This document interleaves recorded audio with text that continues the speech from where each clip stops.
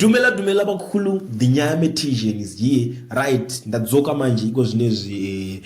ndingangoti I'm back kungemsana bounce back zvezvo zvichitennis ball zvezvo ndakagara ndazvitaura panapa ini ndakati nyaya muri kuona iri kupisa iyi yekunzi 40 million chinchi ichiwekwa kune vamwe vokuti vachaenda mukati asi kune vamwe vekuti havasungike isusu tichitaura nyaya isusu tine maziso ekuonera zvimwe zvinhu aiwa hatisi mapapa zvedu batitaura ngevanhu vane mushonga mukanwa posite tichionera zvinhu zvine zvichiitika zvese musati mukada kutarisa nyaya dzese dzinoitika dzimwe dzacho isusu tikaanalyza zvinobva zvazoitika kwokupera kwazvo so nyaya ndakuona nhasi pana kudaka kubatira iri kunzi businessman Mike Chimombe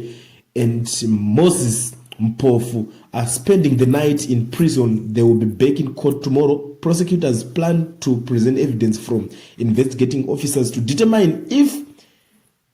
the accused were coming from home, which will affect the consideration of bail. Varumarumborera mukati nyaya yakazosvika pakupisa nyaya yembudzi yaya saka iko zvinezvi varumborera mukati ndokutaurira asi mazimbabweans vari kuda kumbotesta futi vanzi vada kuti tomboona kuti haisi catch and release here chichida kunyatsorongwa kuitika ipapapo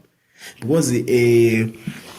varume vemhando yerudziro vanonetsa kuda kuti kubva vaningotanga kuda kunomusunga unozoitwa zvachivhaya zvezvadhusa pakunzi chivhaya vanozombomutanga because akutyisa kusunga akutyisa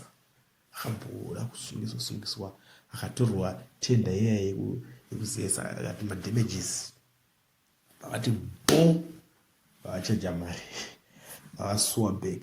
vakoti vaitoti mupei mari iyo yataura kuti ari kuda saka pamwe apa pana machiti toda kuona kuti these guys chichi chaitika koza vari kunzi vakapiwa mari yembudzi asi havana kudhiliva mbudzi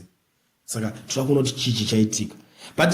muri Zimbabwe munoziva isu takangomirira tiripo ende pachanakidza